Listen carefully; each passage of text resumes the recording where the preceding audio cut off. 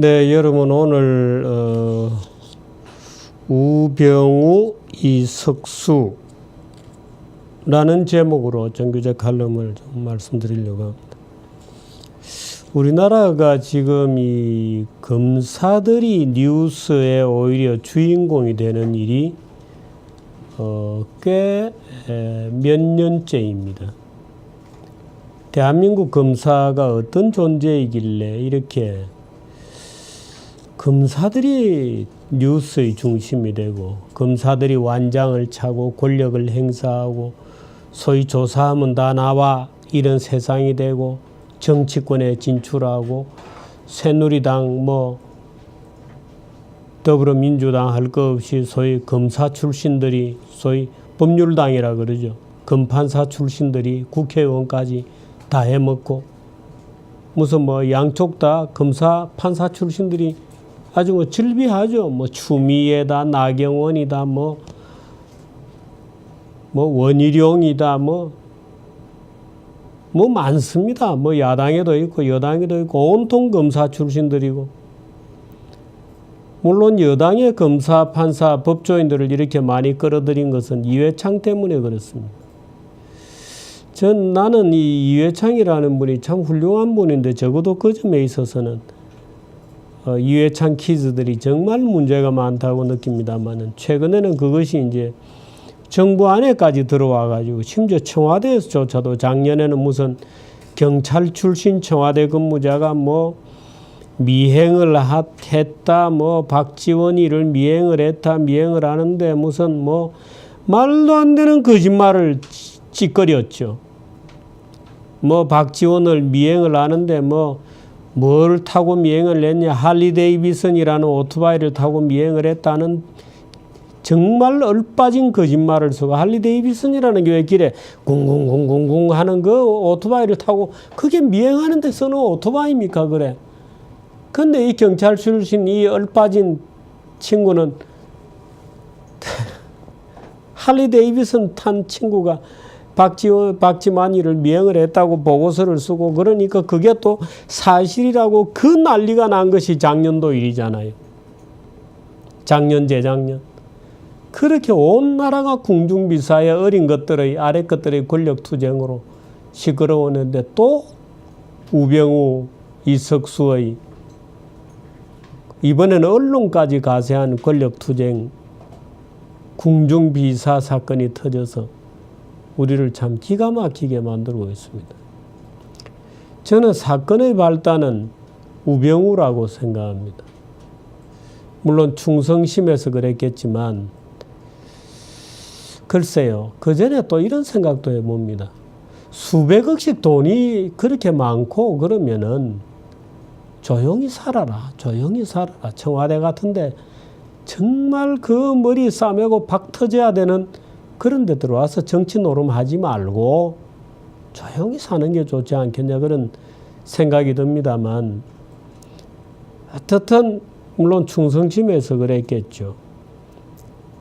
모시는 박근혜 대통령의 집권당이 지난번 총선에서 괴멸되다시피 패배를 했죠.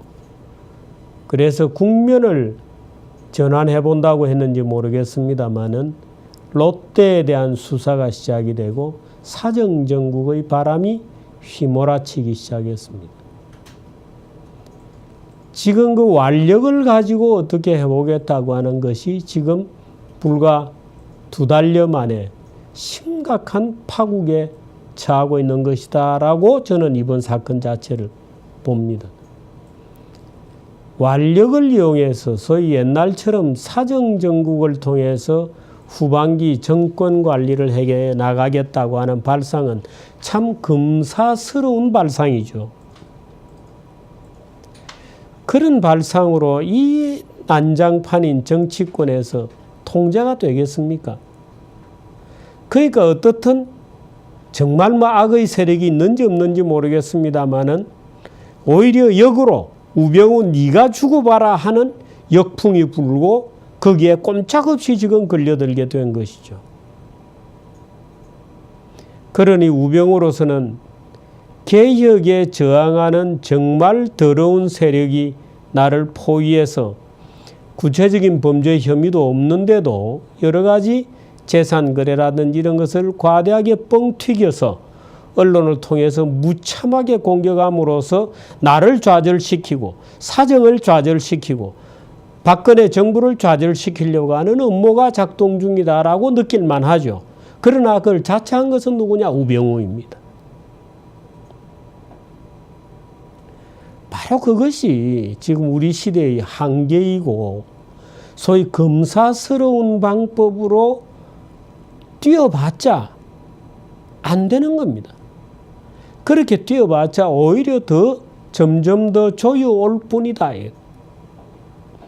제가 그 롯데에 대한 소위 사정 차원의 수사가 시작이 되었던 지난 6월 초에 최동욱의 추억이라는 이름의 칼럼을 썼습니다. 지금 2달여 만에 제가 오늘 그때 쓴 최동욱의 추억을 다시 꺼내서 읽어봤는데요. 한번 읽어보도록 하겠습니다. 불현듯 최동욱 전 검찰총장을 떠올리게 된다. 여러 사람을 저승으로 보냈던, 실제로 저승으로 보냈습니다. 수사하다 여러 사람이 자살을 하고 그랬기 때문에 여러 사람을 저승으로 보냈던, 피의자들을 극한으로 몰아쳤던 압박수사의 전범, 경제민주화 바람을 타고 재벌들을 한 소나기에 움켜쥐려고 했던, 결국에는 소위 경제 활성화의 장애물로 지목되면서 지독한 저항 끝에 제거되었다던 그 이런 말이다. 아들 혼외자 문제가 드러나고 저항하다가 결국에는 물러나게 되었죠. 먼저 CJ그룹의 이재현을 잡아놓고 얼마 전에 나왔습니다. 다음에는 롯데의 신동빈, 그 다음이 S그룹의 모 부회장, 또 그 다음은 D그룹의 오나들이 차례로 구속된다는 소위 명단이 나돌던 시절이었다. 최동욱 얘기입니다. 최동욱의 퇴장과 함께 광풍도 막을 내렸다. 조용한 김진태 검찰총장 아래 2년여를 은인자중하던 검찰이 다시 피바람을 뿌리며 등장했다는 이야기다. 누구 이야기냐? 우병우 얘기입니다. 주말 동안의 언론은 수사관 240명이 17곳을 무차별 압수수색하여 1톤 트럭 17대 분량을 압수하고 오늘 일가와 경영자 30명에 대해 무더기 출국 금지 조치를 내렸다는 뉴스를 쏟아냈다. 롯데 수사 얘기입니다. 검찰은 수사의 정당성을 강조하려는 듯 언론사별로 범죄 사실을 하나씩 흘려주는 소위 피의 사실 공표까지 감행하고 있다. 역외 탈세, 일감 몰아주기, 부동산 특혜 매입, 영화관 매점 특혜 등이 줄을 이었다. 상점을 입점시켜주는 대가로 비자금을 조성하거나 납품 대가로 뇌물을 요구하는 등으로 롯데의 도덕성은 치명상을 입고 있다. 롯데는 고객 수가 3,300만 명, 거래기업이 수만 개가 넘는 내수기업이다. 롯데마트가 다루는 물건의 가지수는 무려 3만 개다. 이 3만 개 물건을 놓고 경쟁하는 수많은 업자들을 생각해보라. 롯데를 벌주는 것은 어떤 이유에서건 고배를 마신 이 수만 명 사업주의 속을 시원하게 만들 수도 있다. 납품에서 배제되거나 진열대에서 물건을 빼라는 요구에 직면한 업자라면 더욱 그럴 것이다. 롯데백화점에 입점해 있는 브랜드만도 1200개다. 면세점은 900여 개. 물론 경쟁률을 감안하면 이보다 훨씬 많은 브랜드가 입점하지 못했다. 평소에도 투서가 날아다니고 민원이 전쟁터를 방불케 하는 사업장이 바로 롯데다. 유통은 영업이익률이 박하기 때문에 종업원의 급여도 낮았다. 롯데의 경영 수준은 바로 한국 유통산업의 수준이다. 그나마 성공한 롯데가 그렇다. 경찰은 차제에 신동빈을 제거하고 롯데를 신동주에게 넘기기로 작정한 것인가? 그렇지 않다면 신동빈을 괴멸시키는 이런 거친 방법을 택했을 리가 없지 않나. 검찰은 17곳 경영지휘소를 전부 쑥대밭으로 만들었다. 꼬리를 무는 의무는 자연스럽다. 법원이 그런 살인면허적 영장을 발부해 준 것인지도 궁금하다. 구체적 범죄와 장소와 인물이 아니라 롯데그룹 전 계열사와 영업장식의 영장이 발부될 수 있는 것인지, 차량 17대 분량의 서류와 컴퓨터와 찍은 휴대폰까지 모조리 압수해가는 것이 이 개명천지에 가능한 것인지, 30명에 이르는 주요 인물을 전원 출국 금지시키는 투망식 수사가 가능한지도 궁금하다. 하루하루의 매출에 나날의 삶을 거는 수만 명 직원들이 땀 흘려 일하는 직장을 이런 식으로 짓밟아도 되는 것인지, 수사에도 예의가 있고 절도가 있고 수사받는 자에 대한 최소한의 고려가 있어야 하는 법이다. 조폭과 깡패를 소탕하듯이 꼼짝마 손들어식의 수사관행은 너무도 화려해서 다른 무언가로부터 시선을 돌리려는 것 같다는 느낌마저 준다. 우리는 경제 활성화에 바빠 검찰 일은 잘 모른다는 것이 청와대의 설명이다. 그러나 검찰이 롯데에 들이닥친 것은 정부가 어렵사리 조선구조조정의 가닥을 잡고 한국은행이 금리를 사상 최저로 인하하는 특단의 경기 대책을 내놓은 바로 다음 날이었다. 경제는 찬물 정도가 아니라 얼음물을 양동이로 쏟아부은 꼴이다. 경제를 죽이는데 이렇게 손발이 척척 맞을 수도 없다. 물론 사법정의는 실현되어야 한다. 그러나 우리의 삶에는 작은 정의조차 안개 속을 방황하는 순간이 많다. 호텔 롯데의 상장이 올스톱되는 등 피해가 커지고 있다. 신중함은 검찰에 어울리지 않는 덕목이라는 것인지, 이렇게 제가 지난 6월 13일 날 썼습니다. 그 결과가 지금 터져나오는 겁니다. 투서가 날아다니고 신동빈, 신동주의 음모가 날아다니고 그 신동주 측의 민유성이라는 전 산업은행 총재의 이름이 들락거리고, 이번에 대우조선 산업은행에 조사하는데 그 민유성의 이름이 또 나왔죠. 대단히 죄송한 표현입니다만 그런 권력 밑에서 권력의 피를 빨아먹으면서 한자리를 하고 상납을 하고 관계를 하고 술을 같이 마시고 술시중을 가서 들어주고, 이런 인간들이 지금 온 나라를 이렇게 시끄럽게 하고 있는 거예요. 그 진경준인지 그 사건이 이번에 우병우 사건으로 나온 거 아니에요? 검찰들이 기고만장해서 무슨 판사도 기고만장해. 벤처 받는 정도는 해외 연경비 받고 주식을 그냥 공짜로 받고 갖다 상납하는 이런 지금 검찰은 아무렇지도 않은 거예요. 지금 우병우도 검찰이고 이석수도 검찰이에요. 이석수라는 인간은 대통령의 엄명을 받아서 우병우라고 하는 대통령을 지근거리에서 모시는 우병우를 수사하는데 그 수사 내용을 언론에 흘리고 언론하고 의논을 하고 그게 보도가 되고 엉망진창을 만든 그게 이석수예요. 이게 도대체 검찰이요 공무원이요 대통령의 엄명을 받은 수사관인가요? 우리나라 검찰들이 언제 이 지경이 쓰레기들이 되었나? 어떻게 이렇게 전부 무소불이고 조사하면 다 나와 은밀하게 움직이고 칼을 뽑아서 칼싸움을 하고 난장판입니다. 도대체가. 온 칼제비들 때문에 난장판이에요. 최동욱이가 그랬죠. 그 다 칼잡이들이거든요. 호위무사를 자처하고 이런 아래 것들의 칼잡이들 때문에 온 나라가 이렇게 시끄러워서 되겠습니까? 또 검찰이 도대체 검사가 뭐냐?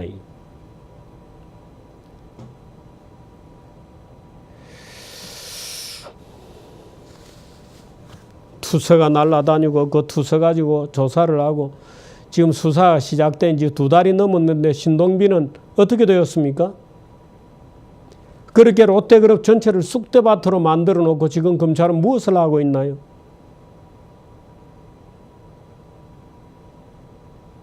구속하겠다고 구속영장 내는 쪽쪽 법원에 지금 기각되고 있지 않습니까? 도대체 대한민국 검사가 뭐냐 이게? 무슨 조폭이냐 이게? 공무원 배치 달고 있는 조폭들입니까? 우병우도 검찰이고 검사고 이석수도 검사죠.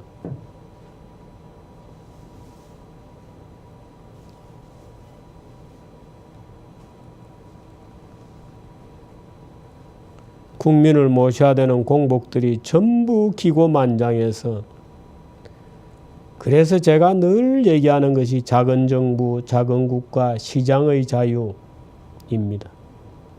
이런 꼴을 우리가 언제까지 보고 있어야 돼? 거들먹거리고 완장차고 조사하면 다 나와 칼 차고 다니면서 칼 빼가지고 아무나 찌르고 자기들끼리 싸워서 지금 난장판이고 국가에 어디로 가든지 말든지 수사비밀이나 이석수 같은 인간들은 수사비밀이나 언론에 누설하고 대통령 특명을 받아서 일하는 인간이 이 땅의 근무기강을 가지고 이 보면 검찰이 지금 아예 총체적으로 썩어 있는 것 같아요. 아예 총체적으로 썩어 있는 것.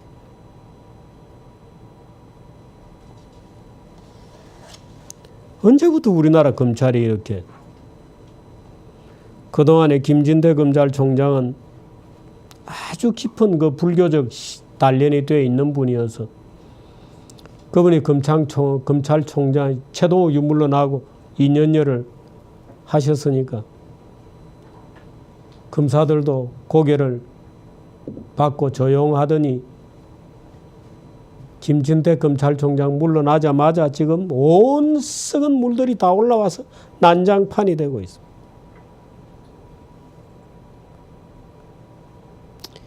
저는 이 공안정국 또는 롯데 수사를 들어가면서 롯데 그 민유성이가 관련되고 뭐 민유성이 지금 관련되지 않은 곳이 없어요.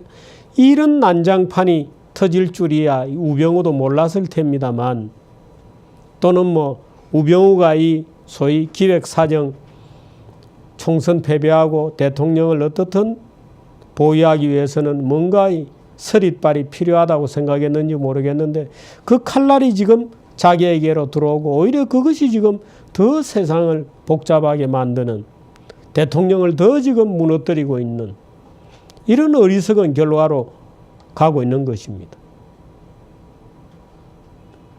부디 공직을 맡은 분들이 정말 자중자재하고 인격적으로 성숙되려고 노력을 하고 권력은 최소한으로 줄이려고 애를 쓰고 세상 일이라는 게 순리대로 돌아가기를 바라고, 그악스럽게 최동욱이처럼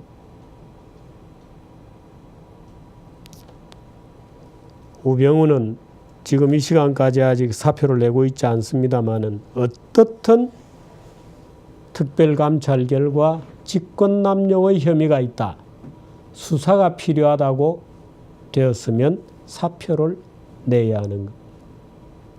이석수도 마찬가지로 그 수사 기밀에 대해서, 감찰 내용에 대해서 누설한 말할 수 없는 업무기강의 파탄이 된 거예요. 또 그 자체가 특별감찰법 위반입니다. 수사를 받아야 돼. 수사를 받아야 돼.